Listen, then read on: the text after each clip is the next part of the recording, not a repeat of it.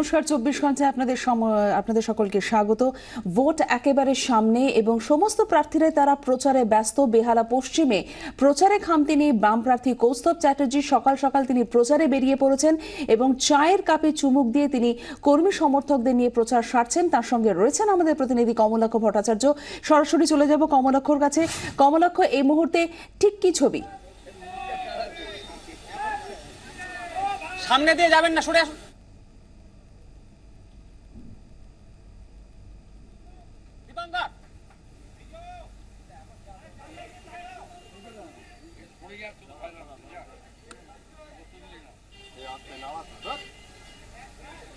সঞ্চিতা, দেখো বিভিন্ন রকম প্রচার চলছে সকাল থেকে। আমরা শহরের যে প্রান্তেই ঘুরছি, বিভিন্ন রাজনৈতিক দল, বিভিন্ন প্রার্থী তারা তাদের মতো করে প্রচার করছেন। এই মুহূর্তে আছি কৌস্তবের সঙ্গে বেহালা পশ্চিম কেন্দ্রে। রীতিমতো সকাল থেকে বিভিন্ন অলি গলি তস্য গলি সর্বত্র ঘুরে বেড়াচ্ছেন কৌস্তব। এখন আপাতত একটু চায়ের থেকে আড্ডা চলছে, বিভিন্ন এলাকার মানুষজন রয়েছেন, তাদের সমস্যা সুযোগ সুবিধা দাবি দেওয়া শুনছেন কৌস্তব। এই যে আড্ডা, এই আড্ডার পরিবেশে প্রচার, মানে এটা তো একটা অভিনব আইডিয়া, যেটা আমরা রিসেন্টলি নরেন্দ্র মোদীকেও দেখেছি। মানে সেই পথেই হাঁটা নাকি, মানে চায়ের থেকে চায় পে চর্চা? আমি বলছি, আমি তো প্র্যাকটিক্যালি এই পাড়ার ছেলে, আমি বেহালার ছেলে। লড়াইটা মানুষের সাথে তৃণমূল কংগ্রেসের। সকাল 7:30 থেকে বেলা 11টা অবধি মানুষের বাড়ি বাড়ি যাচ্ছি। আসলে ঘুষের টাকা নেই, হোর্ডিং নেই, কোটি কোটি টাকার হোর্ডিং নেই, কাজেই মানুষের পাশে যাচ্ছি। আসলে যারা উন্নয়ন করেনি তাদের প্রচুর টাকার হোর্ডিং লাগাতে হয়েছে, তাদের পয়সা দিয়ে দেওয়াল লেখাতে হয়েছে। আমার অগণিত অভিভাবক দেখেছেন, বয়স্ক মানুষজন রয়েছেন, অল্প বয়সী ছেলেমেয়েরা রয়েছে, তারা আমার পাশে আছে, মানুষ আমাদের পাশে আছে।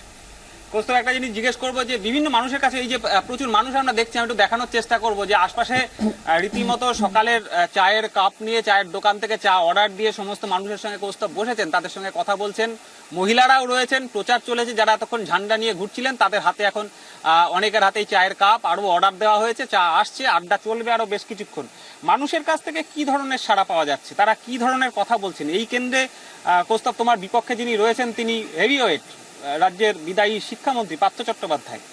কি ধরনের বক্তব্য মানুষের কাছ থেকে পাচ্ছ? অন্তত আড্ডার থেকে কি ধরনের বক্তব্য উঠে আসছে? আমি মানুষের কাছে তোমাকে কমলাক্ষ বলি যে আমিও হেভিওয়েট নই, উনিও হেভিওয়েট নন। হেভিওয়েট বেহালা পশ্চিমের 2,95,742 জন মানুষ, ভোটার হেভিওয়েট। 5 বছরে একবার এসএসসি পরীক্ষা হয়েছে। কি কারণে পার্থবাবু ভোট পাবেন বলুন তো? টেট পরীক্ষায় দুর্নীতি হয়েছে, কি কারণে উনি ভোট পাবেন? একটা শিল্প কলকারখানা বেহালায় 15 বছর করতে পারেননি। 15 বছরটা কম সময় নয়, করতে পারেননি 15 বছর। কাজেই মানুষ আশীর্বাদ করছেন, মানুষের আশীর্বাদ আছে। আর পার্থবাবু হারছেন এটা নিশ্চিত হয়ে গেছে। মানুষ যেভাবে দুহাত তুলে রাস্তা থেকে বেরিয়ে পড়ছেন, গরিব মানুষ, এখনো পানীয় জলের সমস্যা রয়েছে। আমি জিতবো না বেহালায়, আমি এমএলএ হব না, মানুষ এমএলএ হবে। মানুষ বেহালা পশ্চিমের মানুষ এমএলএ হবে। পার্থবাবুর হার নিশ্চিত হয়ে গেছে, পা কাঁপছেন।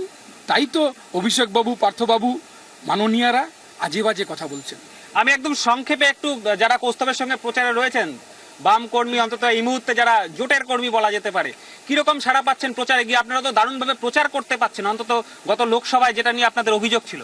মানুষ ওপর থেকে নেমে আসছে, বাড়ি থেকে হাত তুলে আশীর্বাদ করছে, মানুষ রাস্তায় নেমে আসছে, একটা প্রচারের জোয়ার চলে আসছে। আমরা জানা মিছিল নিয়ে বেরোচ্ছি, যত মিছিল এগোচ্ছে মানুষ তত মানে আমাদের সঙ্গে আসছে। মানুষের কৌস্তবের প্রতি ভালোবাসা, পার্টির প্রতি ভালোবাসা, সেটা মানুষ বুঝিয়ে দিচ্ছে যে তৃণমূল সরকার আর নয়, আমরা নতুন নিয়ে আসবো, পরিবর্তন সরকার আমরা গড়বো। এরম একটা বেহালার মানুষ চাইছে।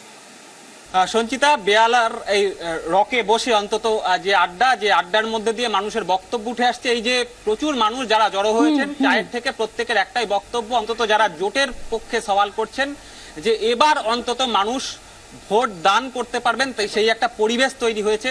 সেই পরিবেশেই কিন্তু আমরা দেখতে পাচ্ছি যে দারুণভাবে জোটের প্রার্থীরা প্রচার করছেন সকাল থেকে সর্বত্রই। সঞ্চিতা, ধন্যবাদ কমলাক্ষ ভট্টাচার্যের সঙ্গে আমরা সরাসরি কথা বললাম। এবার আমরা চলে যাব সরাসরি দমদম বিধানসভা কেন্দ্রের সিপিএম প্রার্থী পলাশ দাস। তিনিও সকাল সকাল প্রচারে বেরিয়ে পড়েছেন এবং তার সঙ্গে রয়েছেন আমাদের প্রতিনিধি শর্মিষ্ঠা মুখার্জি।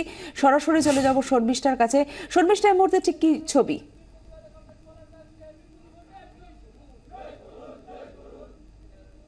দেখো স্বাভাবিকভাবেই দমদম বিধানসভা কেন্দ্রের সিপিআইএম প্রার্থী পলাশ দাস তিনি সকাল সকাল বেরিয়ে পড়েছেন প্রচারে। বেদিয়াপাড়া এলাকায় তিনি এই মুহূর্তে প্রচার করছেন, সঙ্গে কর্মী সমর্থকরা রয়েছেন। আমরা তার সঙ্গে সরাসরি কথা বলবো। পলাশবাবু, আজকে থেকে তো নয়, অনেকদিন আগে থেকেই প্রচার শুরু করে দিয়েছেন, মানুষের কাছে পৌঁছে যাচ্ছেন, সেই জায়গা থেকে কিরকম সাড়া পাচ্ছেন? এই সময়কালে যা নির্বাচনগুলো আমরা দেখেছি, সেই সমস্ত নির্বাচনে থেকে একটা আলাদা ব্যতিক্রমী চেহারা আমরা লক্ষ্য করছি, যে সমস্ত জায়গাতেই মানুষের একটা সাড়া, সেটা এই সরকারের বিরুদ্ধে। এবং এই যে মানুষের জোট তৈরি করার কথা আমরা বারে বারে বলছি, ইনফ্লুয়েন্স সেটা তৈরি হয়েছে, যে মানুষ এই সরকারকে বদলাতে চাইছেন। এইটা আমরা বুঝতে পারছি এই প্রচারের মধ্যে দিয়ে যেতে, বিশেষত এই অল্প বয়সী ছেলে মেয়েদের মধ্যে, মহিলাদের মধ্যে, নানান স্তরের মানুষ যারা ভোট দিতে পারেননি। যে এই সময় নির্বাচনগুলোতে একটা নির্বাচনও দমদমের বেশিরভাগ মানুষ ভোট দিতে পারেননি, এমনকি পার্লামেন্ট ইলেকশনও ভোট দিতে পারেননি। পৌরসভাতে তো কথাই নেই। পাড়ায় পাড়ায় একটা সন্ত্রাস ভয়ের আবহ তৈরি করা আছে, যে সাধারণ মানুষ তার নিজের মত ব্যক্ত করবার অধিকারটাই হারিয়ে ফেলেছে। যে প্রকাশ্যে চায়ের দোকানে বসে চারটে বিষয়ে আলোচনা করা, সমালোচনা করা, সরকার সম্পর্কে বলা, এটা পশ্চিমবাংলার অধিকাংশ জায়গাতে অনুপস্থিত, আমাদের এখানেও অনুপস্থিত। আপনার বিরুদ্ধে রাজ্যের মন্ত্রী হেভি ওয়েট ক্যান্ডিডেট বা ব্রাত্য বসু রয়েছেন, সেই জায়গায় প্রতিদ্বন্দ্বীকে কতটা মানে আপনার দিক থেকে আপনি কতটা কনফিডেন্ট জেতার বিষয়ে? দেখুন, ব্যাপারটা হলো হেভি ওয়েট লাইট ওয়েট, আমি তো ওয়েট লিফটিং এ যাব না। ব্যাপারটা হচ্ছে যে পলিটিক্যাল লড়াই, রাজ্যে এই রকম একটা স্বৈরাচার থাকবে কিনা, একটা লুঠেরারা থাকবে কিনা, যে টেটে পরীক্ষা দিয়ে একজন টিচার হবে প্রাইমারি স্কুলে, তাকে 8 লাখ 10 লাখ টাকা দিতে হবে। এসএসসিতে 11 সালের পর থেকে নিয়োগ বন্ধ, একটা কারখানা তৈরি করতে পারলো না।